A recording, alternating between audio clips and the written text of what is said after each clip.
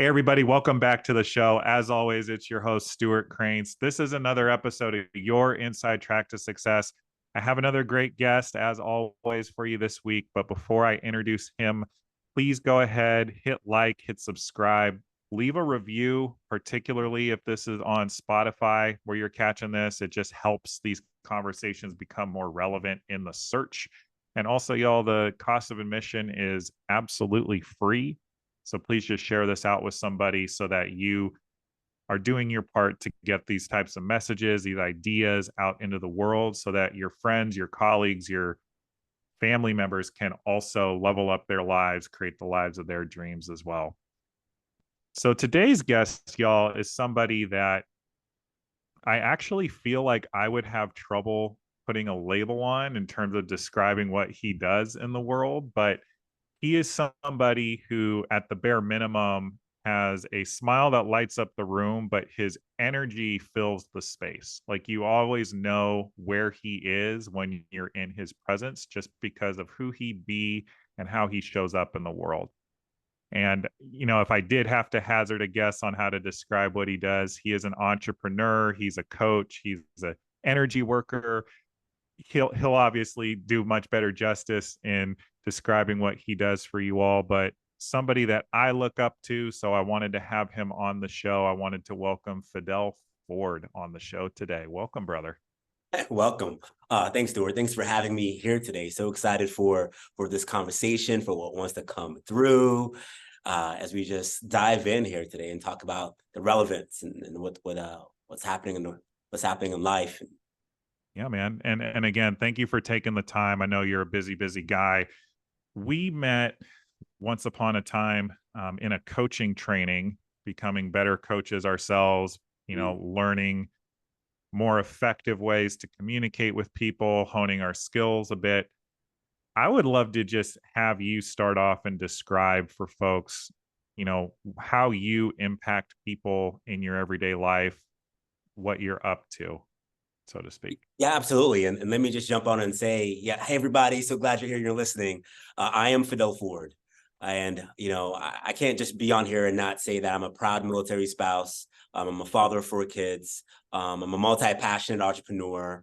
I'm a businessman. I'm working constantly to be my best version of myself. And I believe in living life on purpose and with purpose. So when it comes to like what I do, it's not one specific thing, but more so it's a way I want to live my life. It's a lifestyle. That's aligned with my values, the impact that I want to make into the world. So yes, you're right, Stuart. There's not a label.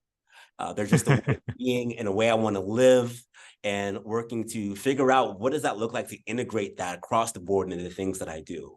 So in a nutshell, I help ignite that spark in those around me. So they can show up to the world with more passion, with more joy, with more energy, with focus. Not just those things, but also have the mindset to go along the way with it. And what's really important about this too is to be able to do that and to do the hustle, do the lifestyle without the burnout. Because if you can avoid the burnout, if you can avoid the aches and the pains, right, and you can have that sustainable energy and that joy, what else might be possible?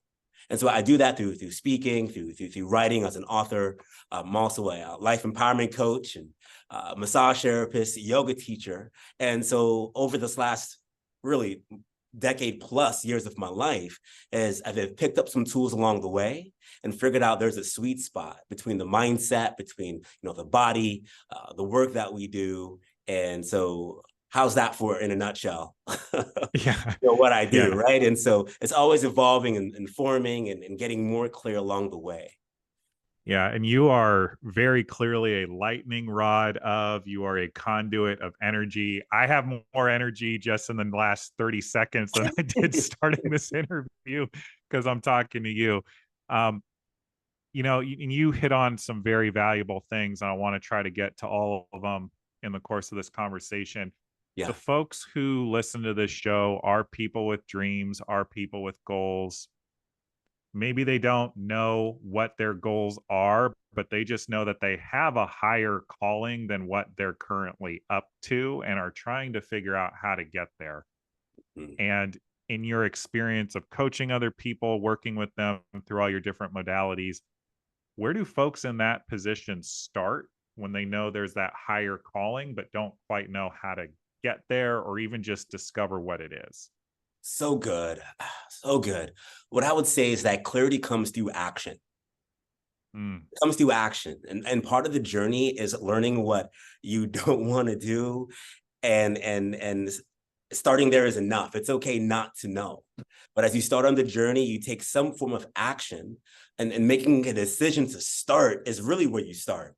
Not waiting to have all the information before you feel like you're ready, but you say, hey, I'm going to start. There's this quote that says, I don't know who says the quote, but it's so good. I have no idea where I'm going, but I'm going. Do you want to come? mm, And I feel like even in my life, that's been part of the journey. If something's pulling me in this direction. And so if we get still, if we listen, find that breath, find that mm. peace within, the answer is there. Sometimes we're just too busy or we're distracted to actually find out what that next step is. So deciding to take a next step, even if you don't know what that step is, beginning to move forward in that direction, and then see what feels light, feel what's coming back. You will know because it will give you a spark. There'll be some form of an energy or curiosity to it.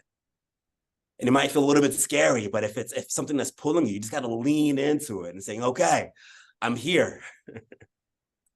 Yeah, and so the fear piece is something I think that's really important to touch on. So, in my experience coaching people, and I'd love your insight on this, there's that fear that's like, "Hey, I'm excited about this, but it scares me a bit," or there's this like fear of, "Oh no, like I can't possibly do that. That's not for me because of reasons X, Y, or Z." Where is that sweet spot of leaning into that fear and pushing past it versus, maybe truly listening to it and not pursuing something in your experience? Mm-hmm. Everybody's different, and everyone has their own unique relationship when it comes towards fear. Mm, Uh, but what's coming up as we're talking about this right now, if I can touch on this in a few different ways, fear and being afraid are two different things. And so when there's a fear that comes up, I would invite you to get curious on, is this a fear um, that's holding you back from doing something you really want to do? Like, is there a desire to do it? Someone could say, I'm afraid to do this. It's not for me. But do you have a desire to do it? And if the answer to that is yes, I have a desire to do it, but I'm afraid or there is fear, mhm. then what I would say is it's time to start capping the fear and increasing the desire. Ooh, Putting okay. thought to why you want this, right? Because when you can start to cap the fear and start putting the energy towards why this is important to you, why you want this, what life might be like after you have it. Once you start to feed the desire, your actions will start to come from that place of your desire, right? Mm, And so you got to build that desire muscle to the point where you want it so bad you can't not take the action because it's been crystal clear. You are at this point where you have to have it in your life. You have to become this version or take that step because it's just consuming you. It's almost you're more afraid of not taking action and results of not going after it than the fear of actually taking the action to going in that direction. So yeah, desire plays a huge role when it comes towards fear. Now, on the other end, fear, our mind and our brain is wired to keep us safe. And yeah, when we can really begin to understand this, we can say the reason why fear sometimes comes up is because you're doing something that's outside of your comfort zone. And that is yes. normal. If you're experiencing fear or thoughts that are like, what are you doing? With every time you step out, there's a contraction that comes along with that. And it's okay. And when we get to break down where's the fear coming from in the first place, right? And fear just wants to keep you safe most of the time. And it can be very, very, very, very loving. But how you respond to your relationship with fear, that's the difference maker. Yeah. No, amen. And, to your point, I had a lot of fear starting this podcast. Like it was a dream of mine. I think I dreamt of it the first time back in 2018. took me 5 years to finally pull the trigger because I started pushing past the fear and made, as you so well put it, made the fear of not doing the thing bigger than the fear of getting started. And even if I can be honest, having people like you on this show, even just shooting you a text message to be like, hey, man, I started this podcast. Do you want to be on the show? Even just those little pieces of pushing past the fear have built credibility with myself for doing the thing, which in this case is the podcast. And so, just to piggyback on what you're saying for the audience, like, it maybe isn't conquering the mountain in one fell swoop. Maybe it's just taking a couple of steps outside of the comfort zone so that you can get going on the goal. Yeah. And, for someone like yourself who is up to so many things, I was wondering if you could share an example of your life personally where maybe in this moment you're pushing past fear to create an amazing result or an amazing impact in the world. Yeah. And as you say that, sometimes I feel like I am too busy to even think about the fear. Okay. I dig there's it. there's just so many things going on. This is what I'm doing.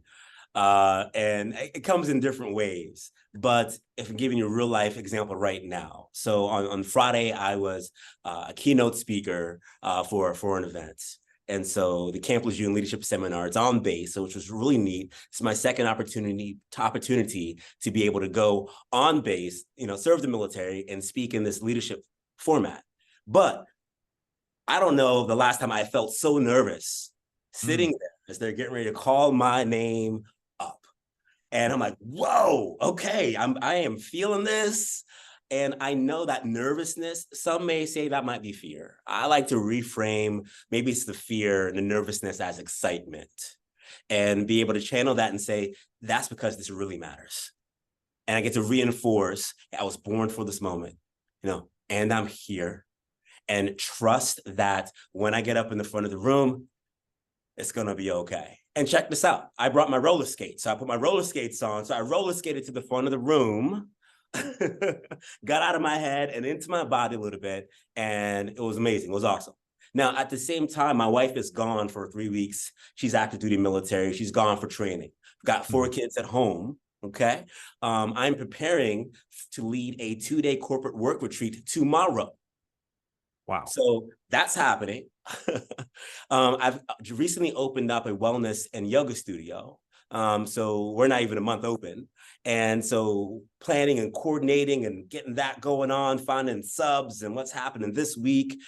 Today, my son had a scrimmage soccer game at the field, found out about that this morning. Oh, Okay. And I'm like, all right, killer. fantastic. And I'm like, what am I prepping for dinner for this week? And so life is full time. Mhm. And so all the things, and I have to pause and ask myself, what is this season asking for me or asking of me?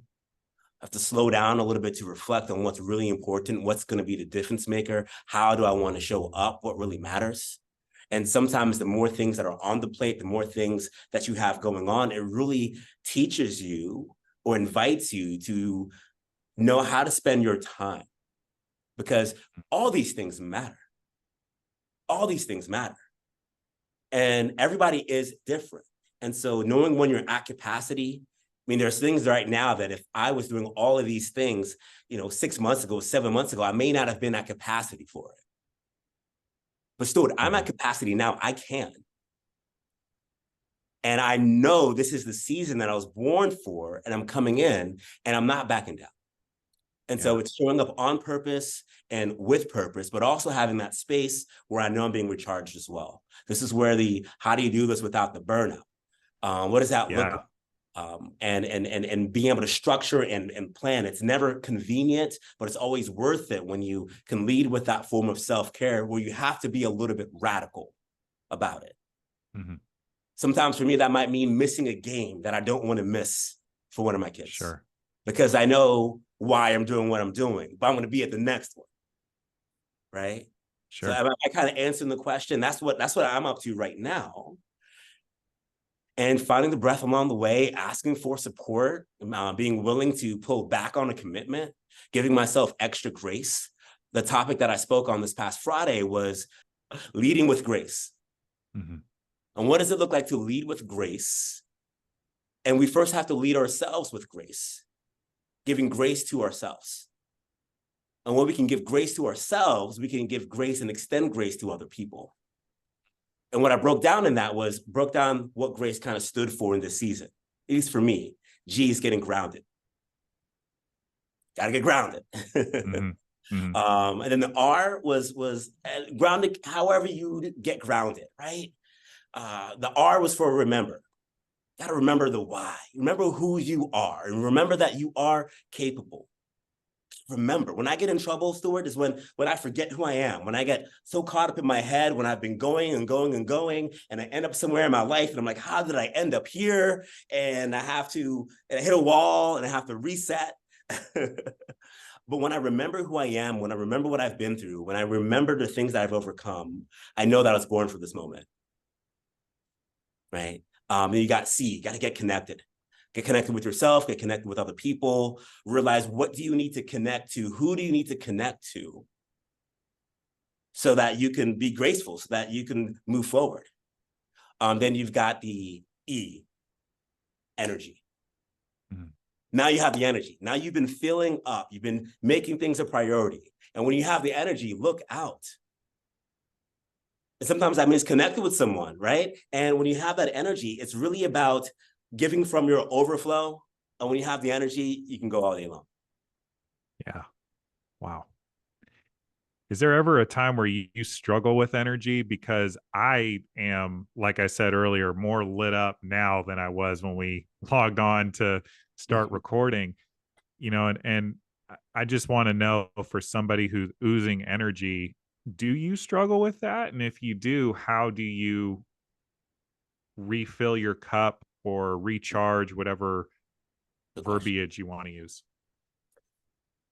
I don't say I struggle with energy. I tend to be the most energized person usually in the room, but I am not always energized. Okay. In my experience, if someone's struggling with energy, not going into nutrition and things like that, but oftentimes it could be that something might be misaligned. I missed the A in grace aligned. There it was a moment ago. On what we're aligning ourselves up with. Oftentimes we have too many yeses going on in areas where we might need to have some no's in. Mm-hmm. And we can find alignment of, doing those things that constantly fill us up, because people don't usually burn out because they're doing too much. People usually burn out because they're not doing enough of what brings them joy and makes them happy. Ooh. Because when you're doing what brings you joy and makes you happy, how often do you get tired? Right? You almost lose yourself in that process. There's this energy, there's this excitement about it. So when it comes to this energy, you get to create the energy. You can be generators. You can be a generator of that energy. And that's through the thoughts that we have. If we're really breaking it down, every thought that we have has a direct impact on our body and our cells and our immune system. So if we can have more energizing thoughts, gratitude, as an example, gives me a form of energy, even if a day where I'm not feeling it. And however I want to create that for myself, sometimes I use this phrase, I remember when, and it's I remember when I didn't have something that I have right now. And then I go back and I feel what it was like when I was hoping or praying for it, and how painful it was not to have it. And then I have it right now. And then I feel this immense gratitude come over. It could be the house that we're in, our kitchen cabinets, being married and having a wife that I love. Remember when I was single, it's whatever, it's going to work. And it creates this form of energy. And now I'm in a place where I can track more of it and I feel more energy. So from the thoughts that we have, the words that we're speaking, to the routine and the habits that we put ourselves into, and so that action that we're taking, and the boundaries that we set up for ourselves in our life. So it's an internal, what you think about, what you're speaking, what you're doing, but also the external, what you're giving your energy to. And if we were to all pull out our calendars right now, pull out our phones and say, let's look at what my schedule is like right now. And if we were to separate two columns and say giving and receiving, where in the calendar are you receiving?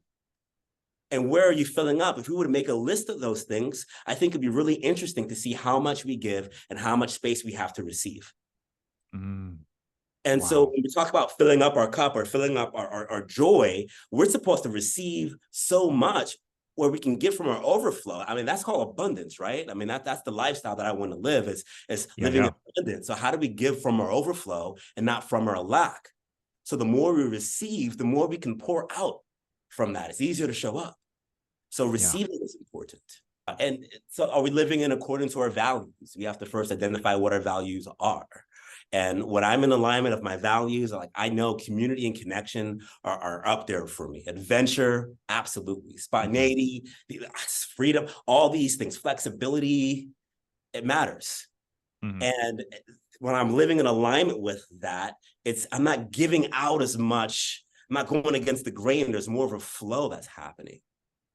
So, and I need those things reflected in my calendar, the spontaneity, the adventure, the travel, even if it's just a 15-minute trip down the road, because maybe that's what my calendar allows for. But it needs to be, my life needs to be in alignment with my values and those things where I can feel like, I'm receiving, I'm filling up somewhere. Yeah. Wow. And I have so many follow-up questions, but the one that's coming through now that I feel like is most important is, I'm sure a lot of the people listening to this, hearing what you're saying, are hearing it and they're lit up, but it's also a sense of, yeah, but like, I hear you, Fidel, but I have these commitments. I have my job. I got to go make the money to support my family. I have my kids, bajillion after school activities I got to take them to. I have like all of these things that I think you would describe as like energy pouring out, like the energy you're giving. So if you are coaching somebody who finds themselves in a place where they are burnt out because they are chronically just pouring energy out and not taking energy back in, how would you coach them on realigning their schedules or realigning themselves to what they're up to in the world when they do have these real responsibilities that they're accountable for? Yeah. Great questions. I would invite them, everybody's different, but depending on the conversation, invite them to write down those commitments and really take a look at it. And even dive in a little bit deeper and to say, if that is true, and it is, there's so many commitments, there's so many things you have going on. If you do nothing, if nothing changes, what is that going to look like 1 week, 1 month, 6 months down the road? Because I find the older that I get, the commitments that I have, the commitments increase, life gets busier. So really feeling into that and getting clear, if you do nothing, if you're burnt out now and you're still doing what you were doing while you're burnt out, what's going to happen to your health, to your energy, to your relationship, the way that you lead and the way that you show up? And do you have a choice? Can you literally choose not to do anything differently? And to feel that for a moment. And if the answer that comes up is no, I can't afford to continue down this path, this is where we get to explore what feels light to start. What will make the biggest difference right now with where you are? Where can we start in your schedule? Where can we start in a relationship? Where is it that if you start there, it'll make maybe not the biggest difference, but it's at least a wedge. A wedge. People like, I don't, man, what I really need is a weekend, but man, can I get an hour somewhere and create space for it? Because once you start to create space for it, you can no longer say, I don't have time for it. Yeah. Because it's a lie. No, you had 15 minutes for it. And so you start to shift that mindset a little bit. I am receiving. There is time for this. There is time for me. And we're not equating it how much. But you just say, great. And now you get to work on creating more space for that. Exploring where to start, recognizing that you're ready or you would like to start. Like, that's a great step. I would like to start, but I'm not sure when. We can work with that. Or how. we say, oh, okay, we can kind of go down the list and start to check. But deciding that things need to change, because after you make the decision, the how-tos always present themselves after the decision to start is made. So does it take that decision to start to basically unstuck yourself, get yourself unstuck in these places of not feeling like you can chart a path forward? I don't know if it's required, but I do think it's a difference maker when you Okay. make a decision and say I'm making a choice. I'm not waiting for this thing to happen. I'm intentionally showing up for it. Sometimes I feel that when we don't make a decision and things happen or shift, we don't truly acknowledge what happened. And then we quickly go on to the next thing, and we don't give credit where credit is due, and we miss out on that process a little bit. Understood. Understood. Something I wanted to circle back on, going back to alignment, Mm-hmm. clearly you are able to be who you are and pursue all the things you're pursuing because you pursue things that are in alignment to you. And Mm-hmm. so therefore you have that abundance of energy. You're able to pour into other people. You're able to have this infectious personality, which is, I think one of the most endearing qualities about you, if I may say so. What role does faith play Mm-hmm. in achieving alignment in our lives and creating this sense of abundance? What role does faith play in creating this life of alignment and abundance? For me, it is huge. It is huge. I remember when several years ago, and things that are happening in my life right now has not happened overnight. It's Mm-hmm. been a journey of ups and downs. And that's one of the reasons why I'm holding these.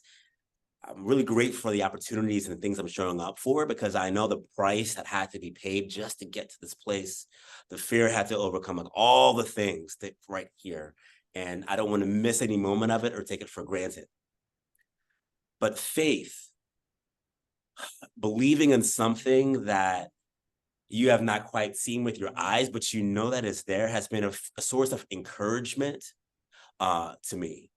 Mm-hmm. Through books that I read, through my faith system and one I believe in, uh, uh, it gives me energy and joy just to know it gives me grace. Mm-hmm. So I was taught, or I believe, grace is not just this place where you're extending favor. Or, uh, grace is also a form of empowerment. So when I think about, if I show up and bring all of me to the table, let me pause here and introduce this concept for me. I realized that at the end of the day, I truly am not enough. Like there were Mm-hmm. thoughts that came in my mind and that would say, Phil, you're not enough for this. You're not enough for this. You're not enough for this. And I realized that I am not enough to do all of the things and to do everything in my own strength.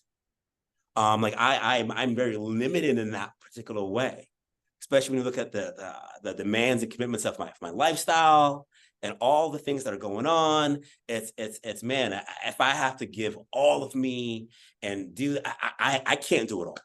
When my wife was Mm-hmm. stationed overseas for a year, that made it even more clear. That's when it came to me. It was like, I have to ask for support. I've got to ask for help. I've got to receive more, because I am not enough to do all of the things by myself. But Mm-hmm. I am enough to show up to the best of my abilities with what I have. And so when I think about grace, when I show up and I bring me to the table, whatever I don't have that might be required for what I'm looking to create in my life, God comes in and fills up everything else. So if there's a container, and let's say, awesome, let's call it, I don't know, say this container, let's go from 0 to 10. And if I bring all of me to the table, which means I'm bringing my weaknesses, I'm bringing my insecurities, I'm bringing my strengths, I'm bringing all the different things. If I bring all of me, like where I need to be is out of 10. The results that I want is out of 10. But when I put all of me in there, I could go in there and be like, dang it, I'm only out of 4, or whatever that number is. Or it's a 6 or a 7 or whatever it is. But if I bring all of me to the table, I may not be enough to get to that 10, but because I brought everything of me to that container, God will make up. And I think that's faith, and I think that's favor. I think that's grace. Wow. So bring all of you to the table, because they are the fears. There's the insecurities, man. Life is not easy. There's the wounds, whether there's trauma, there's all the experiences, there's those stinking thinking thoughts that we get from time to time. And we trip ourselves up. We forget when we are not perfect. But if we just show up even on our imperfection, if we just show up even when we think we don't have enough, or we haven't grown enough, or we haven't read enough books, if even if we don't feel like we're worthy for whatever the outcome is, if we just show up anyway and say, this is me, I believe faith. I believe God will just come in and say, I got you covered, brother. I got you covered, sister. You fully showed up as you. That took courage. That took guts. Watch me bless this right here, right? I'm going to send somebody into your path. I'm going to give you this opportunity. Faith. Believing in something. Yeah. So here's a question for you as a follow-up. I think whether we like to admit it or not, our society is one that is very much conditioning, or it conditions men into this belief system that you have to figure it all out on your own. Like, you are actually less of a man. You're not strong enough if you cannot pull yourself up by your bootstraps and figure out your problems on your own. You know, I think that's shown in music and movies, a lot of culture, especially on social media these days. How does one develop the humility and the vulnerability to ask for support, whether it's from, a higher power or even just their fellow man? I like how you said ask for support instead of like asking for help. Mm-hmm. I think there's a difference. I agree. Times when you need help, right? Like, I need help for sure. But for me, it's a lot easier to think of, hey, I'm asking for support. Like, I mean, I need help. Like, I can do it. I should be able to, I can. But I would like support. Sure. So I can go out and ask for support and to do that. And, the reality is, if you're sick and tired of being burnt out, I mean, if you've been doing all of the things, it gets heavy. And if you check in right now, if you've been doing all of the things, how are you doing all of the things and not asking for help or support? And if it's working for you, if you have no complaints, if you're doing it all by yourself and it doesn't feel heavy and it feels like, oh, hey, things are great, it's all good, I'm doing it all by myself. If it is work, if that's in alignment for you, who am I to say, hey, switch it up, do something different, right? But no great achievement has ever been made alone. Mm-mm. And if you want to go from good to great, can we just acknowledge having a little bit of support might give some breathing room? And if that would give you some breathing room, can we just make it about that what you're able to do, the impact you're able to create, just having some breathing room and a little bit of support where you can kind of lean back and breathe a little bit? Can we just make it about that? Because the reality is, I view us like puzzle pieces. And, there's you're a whole piece. I'm a whole piece. We're whole, right? But when we get to come together, when we ask for support, when we're in connection with other people, we get to create a bigger picture. We get to do more together than we could alone. And that's what it's about, that bigger picture of how do we meet, what community looks like when our edges are matched up with the right edges, and what we get to create as community and being able to do that. But asking for support is hard. And it is uncomfortable. And if you're not asking for help because you have to remain strong, know that asking for support is actually a sign of strength. Yeah. And it's hey, play with it, test it out. It feels vulnerable and scary. Find something small or simple. If you know you need to start receiving more support, find something simple, whether it's, hey, do you mind picking this up for me? Because even that might feel uncomfortable for you, but start somewhere and then allow yourself that opportunity to be blessed by receiving that yes. Yeah. And then feel that and being like, oh man, that felt, woo. And then you continue to practice practice asking for support. Because if you can start to practice right now asking for support when you don't need it or don't think that you need it, you will then be prepared to ask for support when you really do. Yeah. Yeah. And to your point, sometimes when we're in our darkest moments and we need the most support, those are when those negative thoughts pop Yeah, in of, hey, I should really be able to figure this out on my own. And then we invariably dig us in ourselves into a bigger hole. so true. Yeah. And even asking ourselves the questions, what is the type of support that I need, that we need? Because for me, receiving encouragement is one of the biggest forms of support for me, whether it's because words of affirmation is part of my love languages. But when I can receive encouragement from other people, oftentimes I do feel like I can go out there and take action, and I could be in the doing mode and be fine.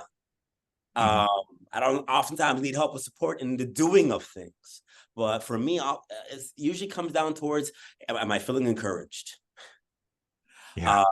And going back to my values and my love language. Before we did a grand opening here for the studio, I wasn't going to do a grand opening. Doing a Mhm. grand opening felt like really big, and I didn't feel like I was prepared or ready for something big. And I'm like, Mhm. it's all right. I might do an open house or something. Here you go. And I was talking to a friend, and I said, Fidel, do you remember when? Do you remember how you started? And they reminded me of how I started, and that this was actually a dream being realized right now in this moment. And before they were done telling me all of the things that where we started and the growth and what led up to this moment, I was like, I'm doing a grand opening. Ooh, let's go. Yeah, exactly. I'm like, because we need to celebrate. That's true. You're right. And there's so much things that have come since that grand opening that when I look back, I'm like, I almost missed out on these other blessings and opportunities and things that have come if I wasn't on the phone call that one day. If I wasn't, in connection and receiving support, receiving encouragement. What's the support that you need to thrive, right? What's the Yeah. support that you need to receive that if you received it, that you'd be able to show up more fully, more abundantly, more courageously, more inspired to the world, to your work, to your goal? What is that support? Yeah. And then lean into that.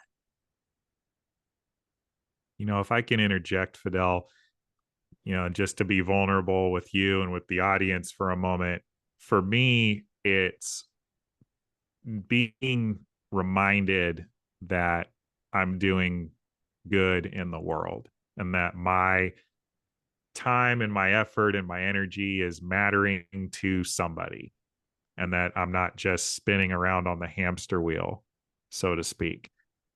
And one of the things that I repeat over and over again, anybody that's worked with me, I guarantee you has heard me say this.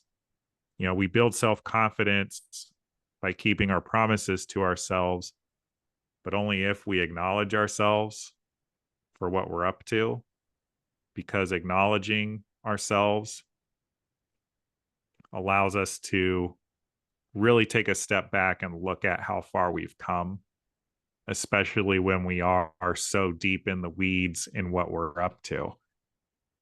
And I'm curious what your relationship with self acknowledgement has been, given all that you're up to. Sometimes it's my self-acknowledgement could be as simple as like a yes, or even just Hmm. the thought, or even just the thought, and just acknowledging what just happened. Sometimes that is enough. It's just being acknowledged, period. Whether it's Hmm. big or small, just acknowledging it and putting that into that acknowledgement bucket. Hmm. And then letting it just fill up, let it just fill up, and have all these different acknowledgments, and as those acknowledgments, small or big, begin to fill up, there's more weight that comes with that, and it's self-empowering, really. There's that. We've all heard if a tree falls in the forest and no one was there to hear it fall, doesn't make a sound. And Hmm. same thing with the acknowledgement that I also use as a word of celebration. acknowledgement and celebrate, things that are going on. But when we acknowledge, we also in turn celebrate, and our body and our mind actually respond to that. And if we're working on a goal and or something we're working towards, the more we self-acknowledge, the stronger the desire, but then also the neural pathways, our subconscious mind's listening, because we're with ourselves more than we're with anybody else. Mm-hmm. And so we get to encourage ourselves. And when we physically, or some form of acknowledgement, where we don't end it just at the thought, but whether it's a fist pump with self, somebody else, or a yes out loud, our subconscious mind's paying attention. And it's almost as if you don't acknowledge it, it's like the brain is saying, subconscious mind saying, or whatever, something in the brain is saying, well, I guess it really wasn't that important because you didn't acknowledge it. I mean, how have you felt when you've worked your butt off for something, or you gave some extra thought to doing something for somebody else or somebody you cared about? And, how would you feel if you continued to show up and do something for someone and you were never acknowledged? Yeah. And when you think about it that way, it's just never being acknowledged. Like, whatever, man. Keep doing the thing for me. You don't really matter so much. But when we can think about that relationship with ourselves and our subconscious mind, or like what messages we're sending and receiving for ourselves. And so when we acknowledge that self-acknowledgement, we're acknowledging self, but we're just saying, yeah, I appreciate you. And man, if you could do that for you,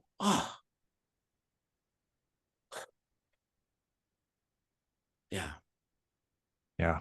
Thank you for sharing that. And, folks, like, if you're listening to this, just be present to the things that you are doing in your life right now that are friggin' awesome, that you're just not giving yourself credit for. And it doesn't have to actually be like a thing you're accomplishing. It could be, doing something that you have fear towards, that you're pushing through your comfort zone to ask the person out on the date, or make that extra sales call to that prospect that terrifies you, or whatever the thing may be. You know, little things over and over again that we take for granted are actually clues to the things that we're actually up to in the world and the impact that we're having. And so, with that in mind, Fidel, with somebody like yourself who is up to as much as he is, what are you most passionate about in this season of your life, and what's exciting you to get out of bed every day? Yeah. My kid's in the way of the example that I get to lead as far as what's possible. So Mm, redefining the concept of redefining what's possible and showing that not just with my kids, but the world around me. I want to show the world what's possible. But also I need, for my faith, for myself, to know what's possible. mhm, Because never in my life did I actually truly believe that this could be my life. Had hopes, had dreams. I would work hard for something because I want a one day life. And mhm. as these things start to come together, the cold hard truth is I never actually thought it was obtainable and that I could have it. And so it's what else is possible? And I want to know. I've got to know. And this place of these dreams, and yes, I'm doing things, and I'm speaking, I'm writing a book, but there is a level of success that I have felt or seen in my mind, deep in my heart, that it has to be realized. And I don't want to burn out doing it. And I want to know, is it impossible, one, for me to be an embodied entrepreneur, one that can feel, right? One that could ask for support. I need to know that these values that I believe in are recipes for the success that I want to have. So as I communicate and I share this with my kids, I can say it is possible to my family, but the entrepreneurs in the space, the family, the moms, the husbands, that if you honor this, that yes, you can have it too. But knowing I have a role in community, I have a responsibility and an obligation, and it's a joy.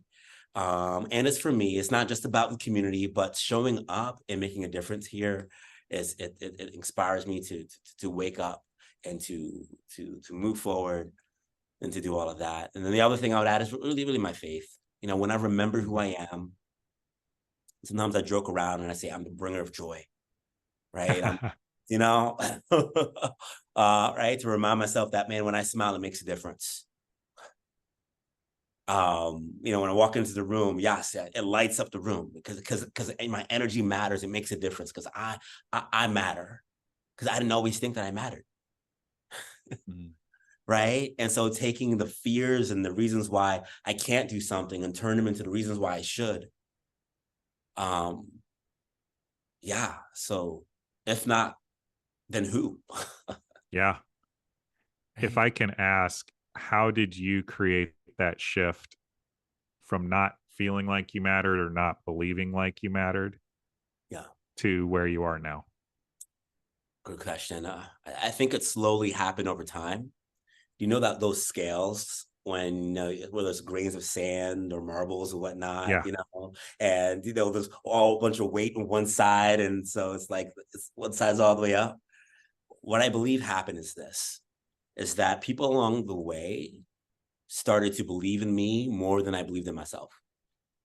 Right. Ooh. And so whether it was work or someone I maybe didn't know, but really struck me out of nowhere by words they said, it started to fill up my belief tank, right? That my belief scale. And so what ended up happening is that people were believing in me so much. Eventually, I started to believe in myself, and that scale started to kind of begin to tilt a little bit. It went from I don't know if I can to I think I can. I don't know if everybody remembers that book, that little Hmm. little thing that could, you know, choo choo, you know. And it went from I think I can, you know. This is why support and like encouragement is so important. And then my beliefs started to build, and then eventually it went from I would like to, I think I can, to I know I can. So I know I can. And so my belief tank, that scale, you know, it began to tilt. But I'm a sum product of the people that have believed in me more than I believed in myself. And then eventually I believed in them, or I believed in their belief in me. I didn't want to let them down. They believe in me. And I found some of my own belief along the way. It's amazing. And I know we're running short on time here, but I have to ask, how do you attract those types of people into your life? There's grace, but what I believe is happening here is we don't attract what we want. We attract, you know, who we are. Oh, wow. And you know, we attract the energy that we create. And so if you're putting it out, you're being that beacon to also take it in. And so birds of a feather, right, flock together. But when you create that energy on the inside, it will pour out on the outside, and then people will say, "You who I've been looking for my entire life." When you ask that question, or you set intentions, and you say, and you get really clear, you make a decision, and you get clear of who you want into your life. What first might happen is that the people that you don't want in your life may show themselves up even more. So that to make it really clear of when the people you do want in your life show up, you're like, you're the one. Yeah, but I I love think that. for me, getting clear, creating it on the inside, and giving out what I want reflected back. If I was to give a small, short example, when we moved here, we've had several back-to-back moves, which has been challenging and hard. I had to reinvent myself. And then in Sure. the last 10 years, 7 back-to-back moves, and these last 3.5, this is the longest we've been anywhere. And then I started getting to my story of I don't have community. I'm starting over again. Here we go. Like, every time things start to come together, got to move again. Like all these things were happening. And then thank goodness I had hired a coach. I had a mentor. I asked for support. And I was on the phone with my mentor, my coach, and they said, Fidel, you create community everywhere you go. And then I chose to believe them. And I said, that's right. I create community everywhere I go. And from there, I said, what does that look like to create community everywhere I go? Driving down the street, waving at people, like, oh, there's my friend I haven't met yet, you know, walking into a room, smiling, saying, this is my community, right? try to find needs of how I can show up and meet. And then after my prayer of how can I contribute more to community and be a part of community, within a week, someone came up to me and says, Fidel, can you be a speaker at an event? Sure. Went and spoke at an event. At that event, somebody else said, can I buy you coffee tomorrow? I'm like, yeah.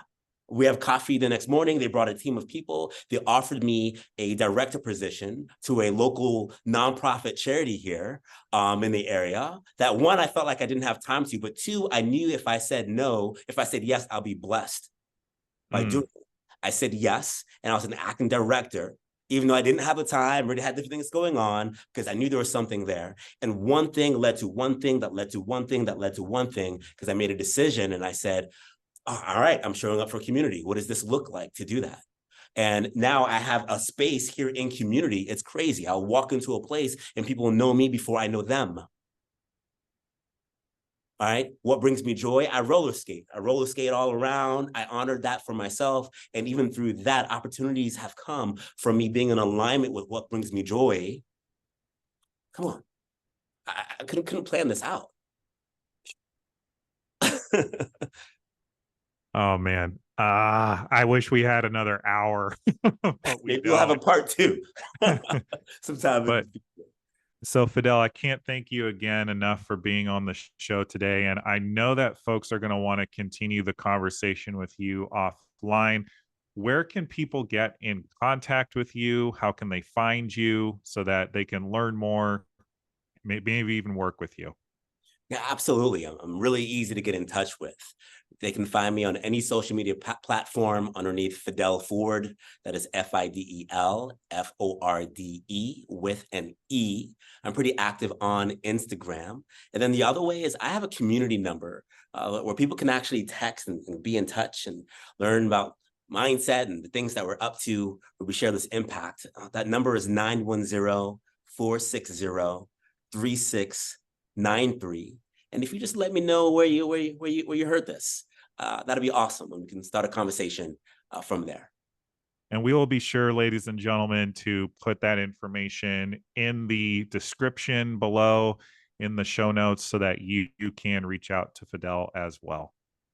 And I want to acknowledge you for being a leader, being an example that we can and have the capacity to do and be all of the things. And by focusing on our truth, our faith, and our alignment, that we can be the biggest, most fully expressed versions of ourselves with our time here on this earth. And so the final question I wanted to ask you, which is one I just close with and ask everybody on the show, what are you acknowledging yourself for today? The presence that I've brought to my kids today. It's all in the moment. That's the way that I've been showing up today for my kids and being present in conversation. Yeah. I love that. Our children matter.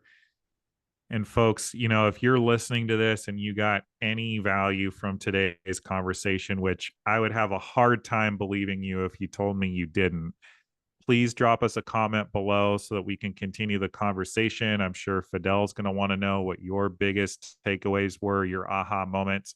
Yeah. And also, y'all, please share this out with folks. If, you, again, had any wisdom, had any nuggets, please share this with somebody so we can continue to not only grow the show, but so people like Fidel can expand their reach and expand their impact. People like him are meant to be leading others with their time here on this earth. And folks, we will be back next week with another episode. Again, I'm your host, Stuart Cranes. Thank you for being here. We'll see you next week.